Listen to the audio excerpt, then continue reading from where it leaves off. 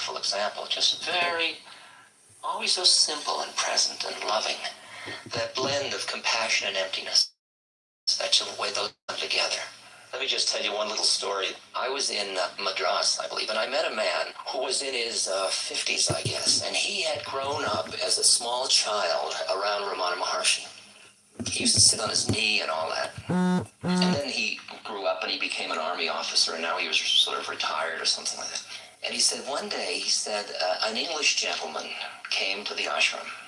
He said, this English gentleman was the head of a large set of businesses, and he was from England, but one of his set of businesses was in Madras. And the businessman was having trouble sleeping, and he was very agitated and very upset. And the manager of his Madras business said, you should meet this saint at Arunachala, Tiruvannamalai. And so the Englishman agreed, and he flew over to India in a flying boat, as the story was told, whatever that means. I guess a seaplane. And he came to Madras, and his manager took him to see Ramana Maharshi, and he was going to stay there for several weeks. And he came into the hall, and the hall was silent. Everybody was sitting there. And he sat down, and nothing happened. Right now, this is a very successful businessman. And he started to get more and more agitated. And it was about 15 minutes before he couldn't stand it any longer. And he stood up and he was like, I'm leaving here. This is silly. I can't spend my time this way. And Ramana Maharshi, who very rarely talked, said to him, Sir, before you leave, would you do me one favor? And Ramana Maharshi said, yes. Would you be kind enough to write a note to your wife? A bizarre request. All right, if that's what you want. So they brought him paper and a pen, and he wrote, Dear Hilda, I didn't find what I wanted here. I'll be back on Tuesday. Did you water the plants? And has Doris gone to the dentist? Signed, Henry. And he finished the note, and Ramana Maharshi held out the hand, and the note was getting hot. Ramana Maharshi folded it, and he put it up under his buttock, which was naked. And he said, would you be kind enough just to stay with me for 5 more minutes? The man said, all right. Sat down. And they sat there for 5 minutes. Then Ramana Maharshi got up, and he started to shuffle out of the room. And as he passed the man, he handed him the paper back. And then he went out of the room, and the man said, like, what kind of crap is this? What am I doing? I've come here. This guy's mad and insane. And he looks down at the paper, and it's on a different piece of paper. And he opens it up, and it says, Dear Harry, I'm sorry you didn't find what you wanted in India. I have watered the plants. Doris has gone to the dentist. I would write a longer letter, but the tall man with the turban who brought your note is insisting I answer very quickly. Signed, Hilda. Now those are cheating. Those are miracle stories. They're really not anything at all, but it's just fun to hear a story like that. Just to realize the game is played on many levels. Shirdi Sai Baba, not Satya Sai Baba, but Shirdi, the old Baba. He said, he was a miracle Baba. He said, I give people what they want so they'll want what I give. Because you realize that freedom has nothing really what to do with miracles at all. Miracles are just reminding you that it's not the way you think it is. And that frees you a little bit to be able to wonder, how is it? When you wonder how is it, you're hooked.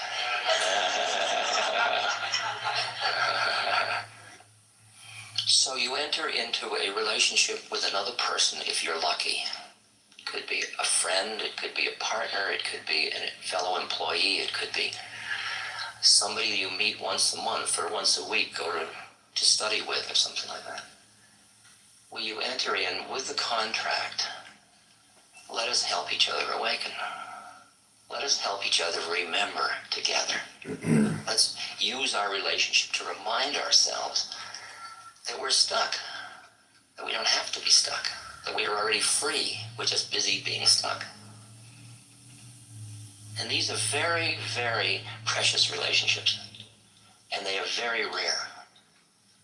I wish there were more of them. I wish we all had them all the time, but they are rare. And a lot of people who say they'd like to enter into that don't really want to. They just want to be somebody who wants to enter into it. And that's most of us.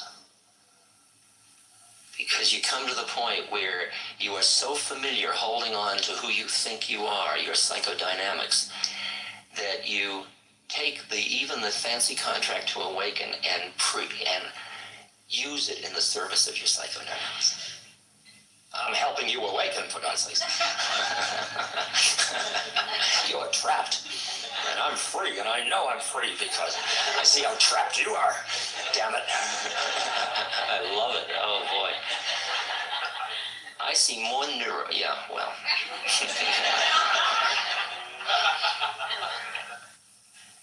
I think when you're working with another person in becoming free, or being free together, because the becoming is another hype.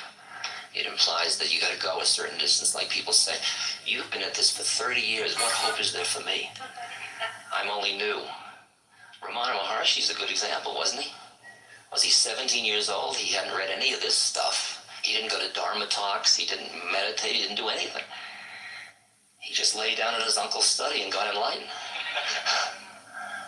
Oh, he realized he was enlightened. That's a good model. It's a good reminder that there's no time involved in the process. So that each moment in a relationship is the moment for us to be just here together, dancing through the form. It's like the form of lecturer and listener. Can you hear without getting caught in listening? Can I speak without getting caught in speaking? Can you and I be together through this dance of talking and listening? Does this talking and listening separate me from you because you're them? Or am I in the world of us sharing this together? And is it bringing the us closer together? I really see, and I've seen that as I'm resting in being more deeply, like I have all these little aids, mechanisms, things like these, techniques to remind me. They're all traps. They're all traps. All methods are traps. I mean, meditation is a trap. You don't want to end up a meditator. You want to end up free. Judaism is a trap. This is a hard one. For those that are Jews, you don't want to end up a Jew. You want to end up free. Boy, I was just in Israel, and I tried saying things like that.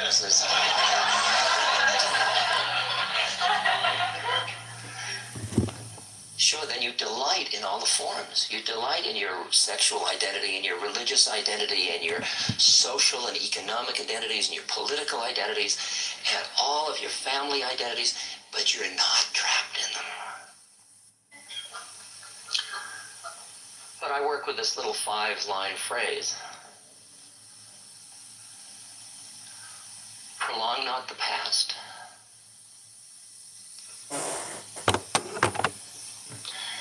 Invite not the future. Don't alter your innate wakefulness. Don't fear appearances. There's nothing more than that. Don't prolong the past. Don't invite the future. Don't alter innate wakefulness. Don't fear appearances. There's nothing more than that. Now, when I'm sitting in interviews and somebody tells me a particularly difficult, emotionally engaging story, I can feel my fear of appearances arising. Because I can feel my emotional body going out, and I feel my awareness going into that emotional And at that moment, don't prolong the past. Don't invite the future. Don't alter your innate wakefulness. Don't fear appearances. It's nothing more than that.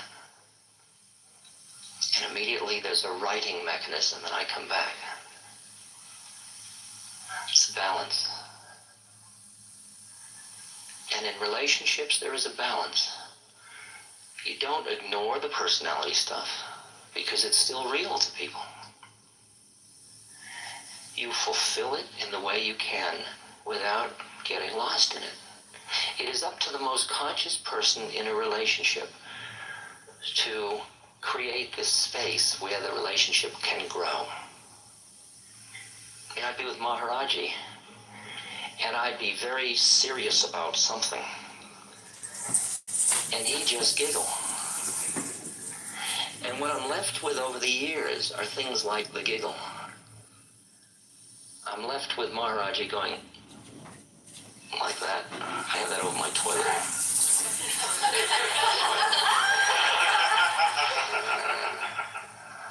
Because Maharaji was, for me, that mirroring process. And yet he was passionately alive. He was chiding and throwing things and screaming at people and laughing and holding and doing all that stuff. And at the same moment, it was just like a vast mountain of emptiness. We were all busy with our personality. Who can get his foot to massage it? Who can get closest? Who will he give a name to? Who will he love the most? There was a guy who I knew from the States, and he was kind of unbalanced at that time because he had had a bad love affair. And so I told him to come to India, and he came to India. Every time he tried to get near Maharaji, Maharaji would push him away, and I got really upset with Maharaji because this guy really needed something. So I brought him into the room, and I'd sort of aim Maharaji at him. You know, I'd do this kind of thing. And Maharaji would ignore him completely, and I would get more and more furious with Maharaji. And then at one moment, Maharaji turned and attended to him, and within a week, that guy had moved into the top slot in the whole temple, and he was going into the room when I couldn't, and I was hating that guy, absolutely detesting him. It was absolutely extraordinary.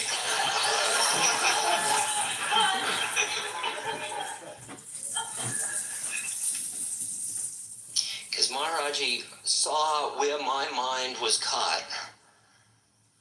I mean, he wasn't, I'm just projecting this, he was just a silly old man, but I experienced him as seeing where I was caught, and he didn't think, I think I'll show Ram Dass a lesson. His behavior, because each person in the room always thought the action was directed at them. Everybody in the room, that was the far out part. And I'm sure he didn't sit and say, well, now for him I'll do this, and then for him I'll do this, but if I move my hand this way, he'll get it. And he just did it. To me, this is the best teaching story that I have found to date. As I always say, if you've heard it before, think of how many times I've heard it.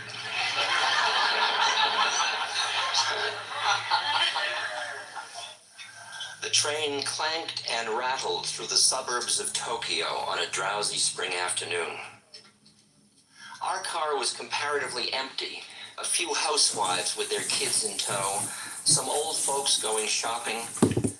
I gazed absently at the drab houses and dusty hedgerows. At one station, the doors opened, and suddenly the afternoon quiet was shattered by a man